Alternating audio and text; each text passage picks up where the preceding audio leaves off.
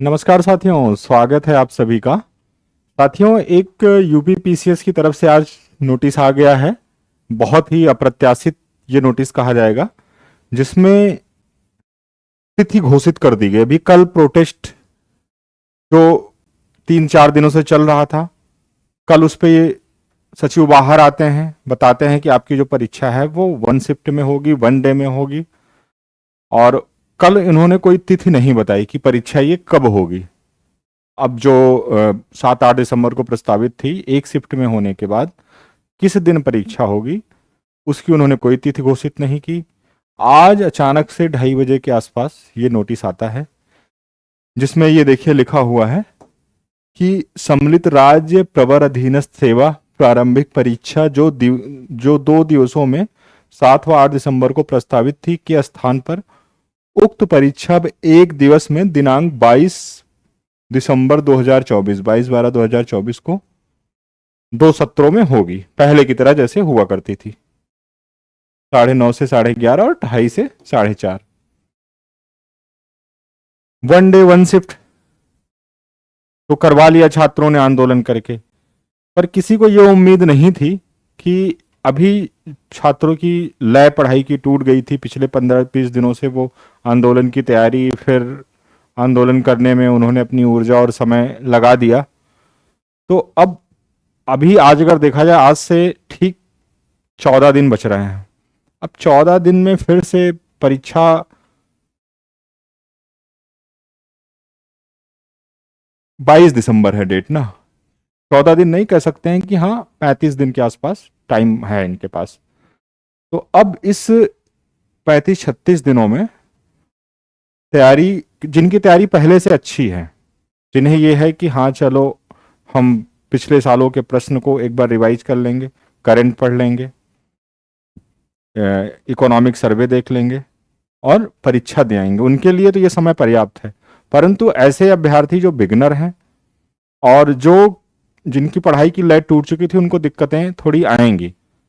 तो अब जो भी है, फिलहाल अब इस चीज के लिए तो आंदोलन फिर से हो पाना मुश्किल है कि इस परीक्षा को मार्च या अप्रैल में ले जाएं। अब उन्होंने एक नई तिथि दे दी है।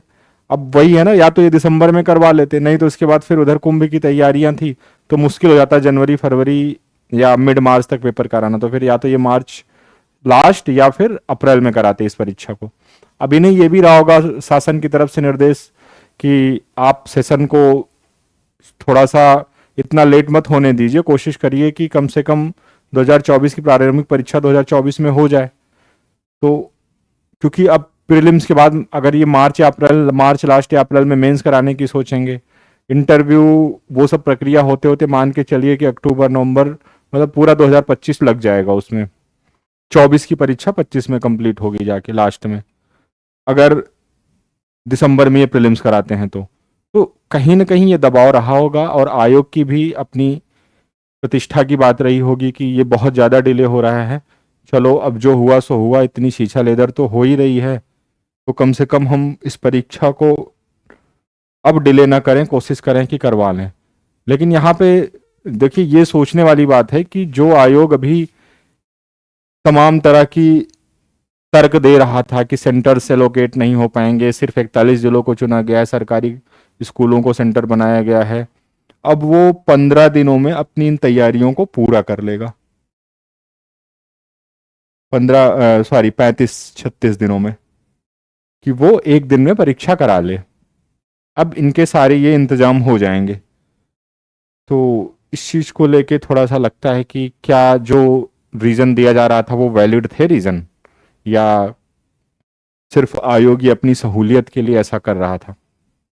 तो जो भी हो, अब मैं यही कहूंगा, ऐसा अनुमान नहीं था। मैंने पिछले कल के लाइव सेशन में बोला भी था कि परीक्षा मार्च लास्ट या अप्रैल में जाएगी, और किसी को भी इसका अनुमान नहीं रहा होगा कि इस तरह से अचानक ये डेट दे देंगे।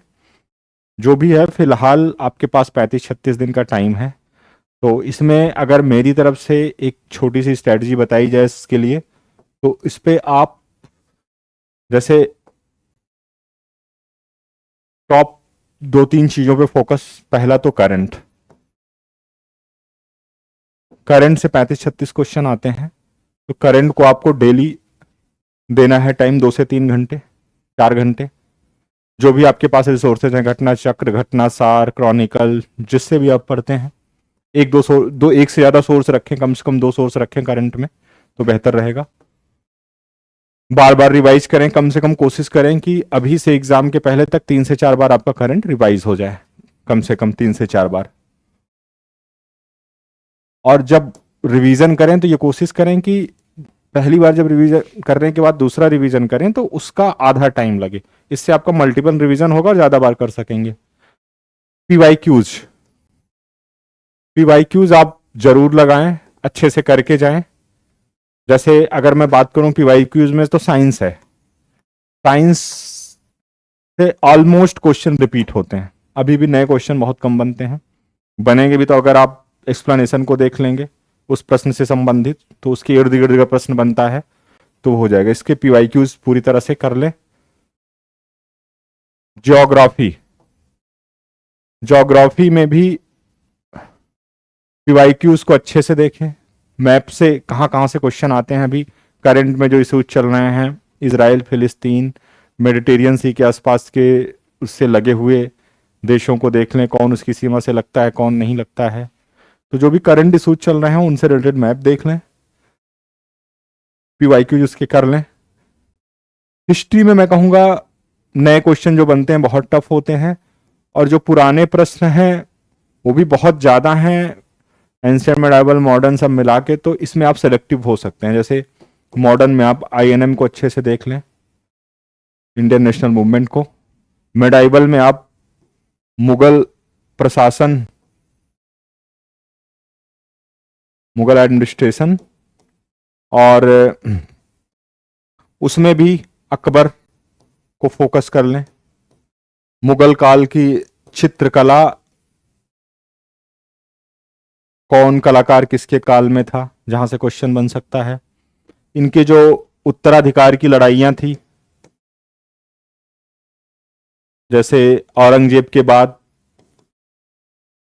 या फिर शाहजहां के बाद, कौन कौन सी लड़ाइयां कब हुई, कौन किस में भाग लिया, इस तरह के प्रश्न बनते हैं, वो सब देख लें।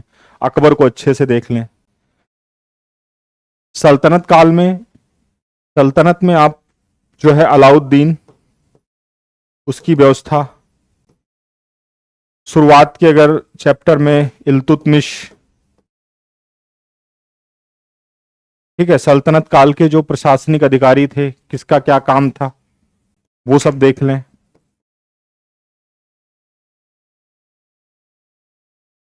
कौन सी पुस्तकें किसने लिखी थी, जैसे ताजुल मासीर हसन निजामी ने लिखा था, फख्रे मुदव्विर, तबकाते नासिरी, मिनाजुल सिराज, इस तरह से यहां से एक आध प्रश्न रहता है, उसको देख लें आप अच्छे से। और अगर मैं बात करूं एंशियंट में, तो एंशियंट में आप जो है हड़प्पा देख लीजिए, इंडस सिविलाइजेशन। उसके अलावा आप जो है आ जाइए इधर, मौर्य, मौर्य एडमिनिस्ट्रेशन प्लस अशोक के अभिलेख शिलालेख, वो देख लीजिए अच्छे से, ठीक है।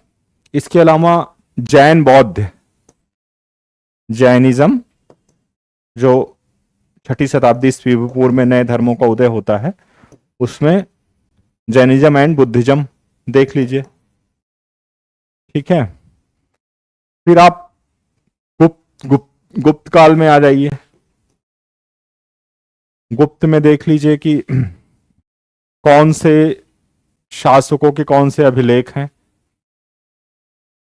ठीक है, यहां से प्रश्न आ जाता है। कौन सी किसकी क्या विजय थी, सिक्के चलाए, जैसे पर्यंक प्रकार के सिक्के किसने चलाए, शकों पर किसने विजय प्राप्त की, तो गुप्त का आप देख सकते हैं। राजपूत काल में थोड़ा बहुत, आप ज्यादा नहीं, बस ये देख लीजिए कि कौन किसके दरबार में रहता था राजपूत काल में, दरबारी, इनके दरबारी इतिहासकार, कवि, इन सबको देख लीजिए। जैसे कि महनपार के दरबार में राजशेखर थे, इस तरह के प्रश्न बनते हैं, तो यहां से तो इसमें सेलेक्टिव होकर पढ़ने की जरूरत है। इसके अलावा इकोनॉमिक सर्वे,